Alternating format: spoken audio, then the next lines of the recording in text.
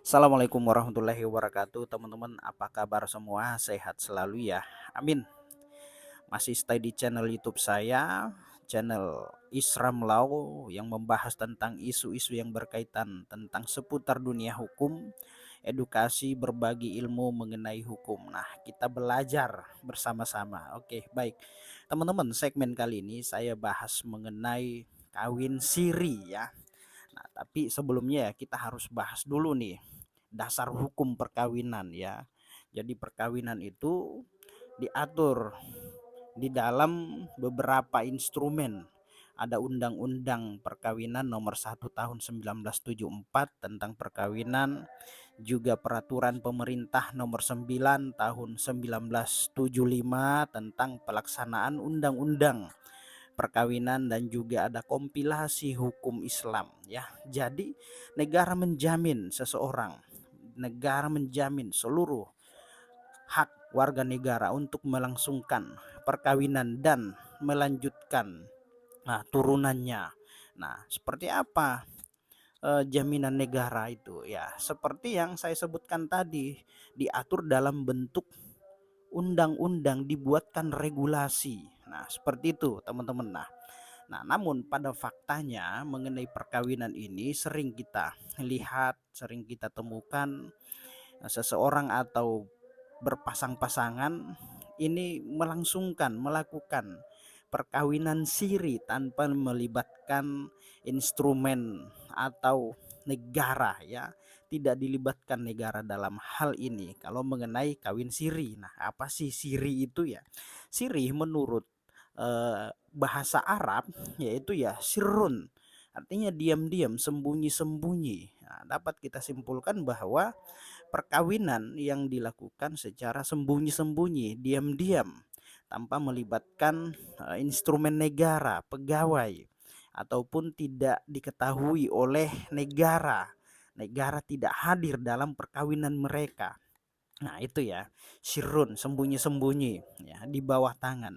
Dan juga menurut Kamus Besar Bahasa Indonesia, perkawinan itu adalah perkawinan yang hanya dihadiri oleh modun dan saksi ya, hanya dihadiri oleh saksi tapi tidak dicatatkan di kantor urusan agama dan juga pencatatan sipil. Nah, itu. Lalu bagaimana kekuatan hukum perkawinan siri itu di hadapan negara menurut hukum yang dianut di negara kita ini? Nah, baik, teman-teman, seseorang yang melangsungkan perkawinan ya secara diam-diam, sembunyi-sembunyi, tanpa melibatkan eh, dan diketahui oleh negara, ini dapat dikategorikan sebagai perkawinan gelap ya, karena tidak diketahui oleh negara di situ ya. Jadi secara atau di bawah tangan ya, di bawah tangan itu adalah menggunakan cara-cara yang alternatif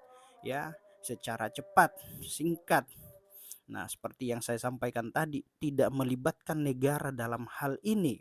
Nah, jadi bicara tentang hukum ya, perkawinan itu adalah sah apabila dilaksanakan menurut agama masing-masing dan dilaksanakan menurut ketentuan undang-undang yang berlaku. Nah, perkawinan yang eh, dilakukan secara sirih memang secara syariat Islam itu sah, tetapi secara hukum negara apabila tidak dilaksanakan menurut ketentuan undang-undang, tidak dicatatkan di kantor urusan agama dan juga pencatatan sipil, maka perkawinan tersebut tidak sah dan dianggap tidak pernah ada karena tidak tercatat di kantor KUA, kantor urusan agama, juga tidak tercatat di pencatatan sipil. Nah, ketika perkawinan itu dilakukan ya, bagi yang beragama muslim dilakukan di kantor urusan agama dan dicatatkan di sana,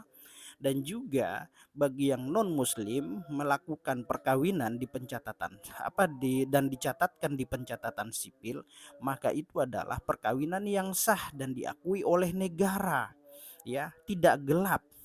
Nah, jadi bagaimana status hukumnya kawin siri itu di hadapan hukum kita? Yaitu tidak sah karena dianggap perkawinan itu tidak pernah ada karena tidak pernah dicatatkan di KUA, Kemenak ataupun di pencatatan sipil atau Dukcapil. Nah, itu ya teman-teman ya. Karena efeknya resiko akan melakukan perkawinan sirih ke depan ini ya sangat berisiko pertama. Terus kemudian banyak akibat-akibat yang akan timbul, misalkan uh, dia mau bercerai ya tidak bisa melakukan perceraian karena tidak dicatatkan oleh negara. Terus kemudian mengenai kekuatan hukum, apakah dapat waris atau tidak, ya tidak. Lalu kemudian anak yang terlahir dalam hubungan perkawinan siri ini ya tidak bisa mengikuti bin bapaknya ya. Lalu bagaimana statusnya di kakak? Ya dia hanya ngikutin kakak ibunya saja. Tidak dapat pengakuan dari bapaknya secara administrasi, tapi secara mungkin tanggung jawab moral ya mungkin bapaknya harus akan bertanggung jawab, tapi secara negara ya itu tidak diakomodir segala kepentingan baik anak, waris, perceraian yang timbul. Nah, itu tidak diakomodir oleh negara karena dianggap perkawinan yang gelap dan tidak pernah ada. Nah, itu ya teman-teman ya, resiko menikah kawin siri. Ya, jadi kalau bisa ya lakukan kawin siri, kan lagi tren istilah itu. Ya, nikah di KUA saja. Ya, itu hemat, tidak menggunakan banyak biaya dan dana, ya cukup ijab kabul dan dilakukan secara sah menurut hukum dan agama masing-masing, udah selesai, tidak perlu biaya-biaya yang banyak.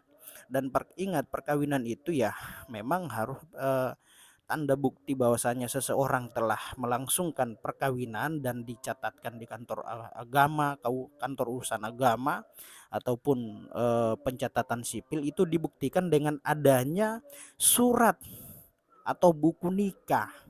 Kalau nikah siri itu enggak ada buku nikahnya, hanya pernyataan doang.